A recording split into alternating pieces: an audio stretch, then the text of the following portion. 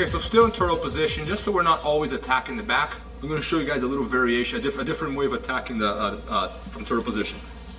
So I'm in here, assuming I can't get his wrist, I'm having a hard time getting the hook, or I just want to surprise my opponent. Maybe he's got really good back defense, and I'm going to do something that's going to completely surprise him. Most people don't see this coming, they don't expect it. So what I'm going to do when I'm in my turtle position, I'm going to dig my knee in there. So the way to do this is not to move your knee in this way, is to step, kind of measure more or less where your knee is going to be, as close as possible to his body, and just turn a little bit.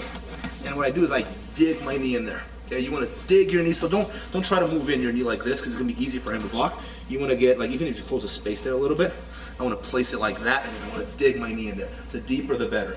So now what I'm going to do is I'm going to go around his head with this arm, and I'm going to start facing his legs. That's what's so unusual about it. Normally, I would be attacking the back from here. In this case, I'm not attacking the back. I'm going to be attacking his neck. So the trick here, guys, is to get this arm in as deep as possible as I push his arm across with my hip. So think of it almost as a triangle. I want to get this arm across his neck.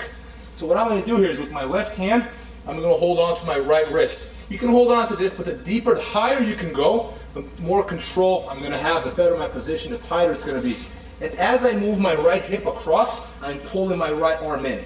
The trick for this move, guys, is to adjust before you try to finish. Don't be in a hurry to pull guard. Make sure you have that arm all the way across, and then I'm going to pull a guard with my foot on his hip and my leg on his back. Most common mistake people make when they're finishing this move is that as soon as they connect their hands, they think they got it. And this is what happens when you do that. I go here, I connect my hands, and that works. You slide off. This is a very common mistake. Just because you connected your hand to your wrist doesn't mean you have the move. This is not a lock. What gives you the lock is you adjusting the move. And it's a combination of pulling this arm across and driving this leg in. So I want to make this space right here as small as possible. And I'm going to do that, once again, by driving my knee in deep, pushing his arm across with my hip, and pulling this arm across. If I'm doing it right, I should be able to see my right hand on the other side. So I'm pulling this arm all the way to the other side. Do it one more time. So I begin in turtle position. I dig my knee in there. 1, 2. So once I connect, I'm good. That's the first step. But now it's not over yet. I have to adjust. You know you have your opponent when he's almost tapping even before you sit. And right here, if he wants to pull his arm out, it's not exactly easy because it's already really tight. So if he tries to pull his arm out, it's stuck on my hip. So it's not like you're in a huge hurry. The only thing I don't want him doing is him jumping over my legs. So you have to make sure, yes, you don't want that happening. That could be a problem. Now he's not only defending the move, but he's moving into side control. So you want to make sure he doesn't clear that leg.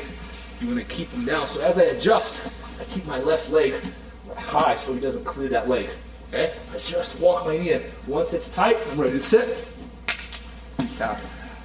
Look how deep my right arm was. My right hand is on this side. I pull it all the way across. You will make this a lot tighter if you can climb up that hand up your forearm.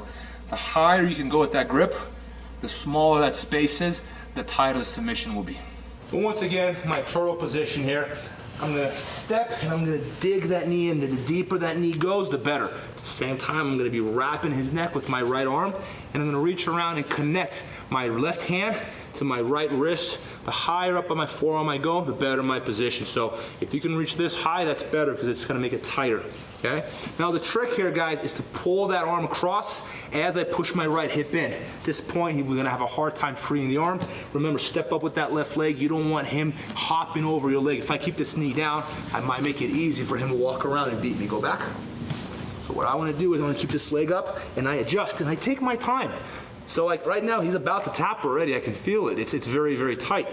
So when I sit, my left leg is going to go over his lower back, and my right foot is going to go on his hip on my left side.